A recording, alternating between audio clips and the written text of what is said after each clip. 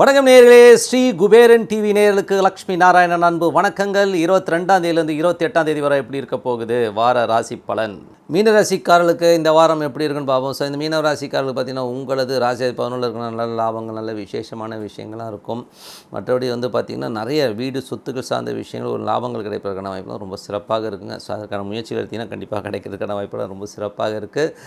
மற்றபடி குடும்பம் சார்ந்த விஷயங்கள் 2ஆம் தேதி 3ல் இருக்கும்போது சின்ன சின்ன கலகங்கள் ஏற்படுவதற்கான வாய்ப்புலாம் இருக்கணும். கொஞ்சம் பார்த்துருந்துங்க. உங்கள் மொபைல் ஃபோன்ஸில் யாரும் தெரியாமல் ஒரு ரெக்கார்ட் பண்ணி வைக்கிறதுக்கோ இல்லை ஒரு கேமரா வைக்கிறதுக்கான வாய்ப்புலாம் இருக்கணும். கொஞ்சம் பார்த்து நடந்துக்கணும்.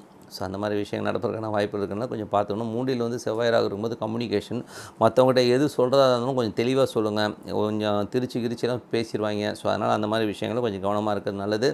4ஆம் அதிபதி வீடு சொத்துக்கள் சார்ந்த விஷயங்கள். ஸோ அதற்காக கொஞ்சம் செலவு பண்ணுவீங்க. ஒரு சில விஷயங்களுக்காக நிறைய செலவு பண்ணி நடாது செலவு பண்ணிக்கிட்டே இருக்க மாதிரி எண்ணங்கள் கண்டிப்பாக இருக்குங்க.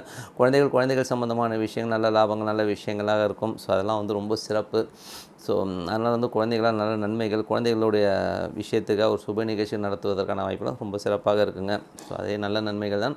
மற்றபடி 6ஆம் அதிபதி உங்களுக்கு ராசியிலே இருக்கிறனால பார்த்திங்கன்னா வேலையில் நல்ல ஒரு அங்கீகாரம், நல்ல ஒரு வெற்றிகள் கிடைப்பதற்கான வாய்ப்பெல்லாம் இருக்குது. மற்றபடி பார்த்திங்கன்னா சில இடங்களில் வாக்குவாதங்கள், உங்களுக்கு உங்கள் முதலாளிக்கு சின்ன சின்ன வாக்குவாதங்கள் வருவதற்கான வாய்ப்புகள், கொஞ்சம் கருத்து வேறுபாடு வருவதற்கான வாய்ப்புகள் கொஞ்சம் பார்த்து நடந்துக்கிறது ரொம்ப ரொம்ப நல்லது. 7ஆம் அதிபதி புதன் உங்களுக்கு பணியில் கணவன் மனைவிகளோட ரொம்ப சிறப்பான பலன்கள்லாம் இருந்தாலும் கொஞ்சம் செலவு கொஞ்சம் அப்படி பண்ணிட்டு இருப்பீங்க. ஸோ அதெல்லாம் கொஞ்சம் பார்த்து செலவெல்லாம் கொஞ்சம் கண்ட்ரோல் பண்ணிக்கிங்க. எல்லாமே சிறப்பு தான். மற்றபடி எல்லாமே சந்தோஷம்தான். அதில் எந்தவித மாற்றமும் இல்லை. மற்றபடி பார்த்திங்கன்னா 8. ஸோ 8ஆம் அதிபதி சுக்கிரன் உங்களுடைய ராசியில் இருக்கும்போது கொஞ்சம் நெகட்டிவ் தாட்ஸ் போகும்.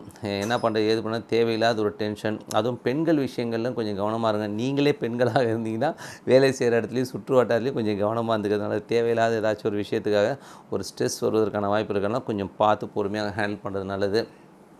மற்றபடி பார்த்திங்கன்னா தந்தை சார்ந்த விஷயம், தந்தை உடல்நலம் சார்ந்த விஷயங்கள் ரொம்ப கவனமாக இருக்கணும். வெளிநாட்டில் இருக்கவங்களுக்கு பார்த்திங்கன்னா இந்த பாஸ்போர்ட்டு, விசா இந்த மாதிரி விஷயங்கள் கொஞ்சம் கவனமாக வச்சுக்கோங்க. மற்றபடி தொழில் சார்ந்த விஷயங்களெல்லாம் பெரிய முன்னேற்றங்கள், பெரிய வெற்றிகள், அதனால் நல்ல லாபங்கள் அற்புதமாக இருக்குது. 11ல் சனி ஒரு நல்ல விஷயமாக பெரிய லாபங்களை எடுத்து கொடுக்கும். ஸோ நிறைய உழைங்க, நிறைய சம்பாதிங்க. ஓகேங்களா? நல்ல லாபத்திற்கான விஷயங்கள் அற்புதமாக இருக்குது. 24ஆம் தேதி அன்றைக்கி ஏகாதேசி அன்றைக்கி அந்த விரதம் இருந்து அன்றைக்கி வயிற்றுக்கு லீவை விட்டுட்டு பெருமாள் நாமத்தை ஓம் நமோ நாராயணா, ஓம் நமோ நாராயணான்னு சொல்லிட்டு ஜபம் பண்ணுறதுனால ரொம்ப சிறப்பான பலன்கள்லாம் கிடைக்கும். அது மட்டும் இல்லாமல் 26ஆம் தேதி, ஸோ 26ஆம் தேதி தோஷங்களை விளக்குவது பிரதோஷம். அந்த பிரதோஷ காலங்களில் நம்ம போய் அட்டன் பண்ண முடியலன்னா கூட காலையிலே பார்த்திங்கன்னா ஒரு பன்னீர் பாட்டிலோ, விபூதியோ, தேனோ ஏதோ ஒரு விஷயத்தை அபிஷேகத்தை வாங்கி கொடுத்தீங்கன்னா உங்கள் தோஷங்கள் நீங்கள் உங்களுக்கு அடுத்த லெவலுக்கு போகிறதுக்கான வாய்ப்பு ரொம்ப சிறப்பாக இருக்குது. 28ஆம் தேதி அன்றைக்கி பார்த்திங்கன்னா பௌர்ணமி அன்றைக்கி பார்த்திங்கன்னா எல்லையம்மன் வழிபாடு, குலதெய்வ வழிபாடு சிறப்பான பலன்கள்லாம் கிடைக்கும். ஸோ அதை கண்டிப்பாக பண்ணுங்கள். முக்கியமாக அன்றைக்கி பார்த்திங்கன்னா உங்களுக்கு கடன் இருக்குங்க, நான் பிறந்ததுலேருந்தே கடன் ஒரே பிரச்சனையாக இருக்குது. அது மட்டும் இல்லாமல் பார்த்திங்கன்னா எப்போதுமே பார்த்திங்கன்னா உங்கள் ஜாதகத்துலேயும் இந்த குரு கேது காம்பினேஷன்லாம் இருக்குனாலும் இந்த மாதிரி பிரச்சனைகள்லாம் வரும். அந்த மாதிரி பிரச்சனை நீங்கணும்னா அன்றைக்கி சித்தர் சமாதிகளுக்கு அங்கே போய் மெடிடேஷன் பண்ணிட்டு வாங்க. ஒரு 1/2 மணி நேரம் அங்கே ஸ்பெண்ட் பண்ணுங்கள். நல்ல விஷயங்கள், நல்ல மாற்றங்கள்லாம் கிடைக்கும்னு சொல்லிட்டு உங்களை விடைபெறுகிறேன். நன்றி, வணக்கம். உங்கள் லக்ஷ்மி நாராயணன். ஸ்ரீ குபேரன் டிவியை பார்த்தமைக்கு நன்றிகள். மேலும் இது போன்ற தகவல்களை தெரிந்து கொள்ள ஸ்ரீ குபேரன் டிவியை சப்ஸ்கிரைப் செய்யுங்கள். மறக்காமல் பெல் ஐக்கானை கிளிக் செய்யுங்கள்.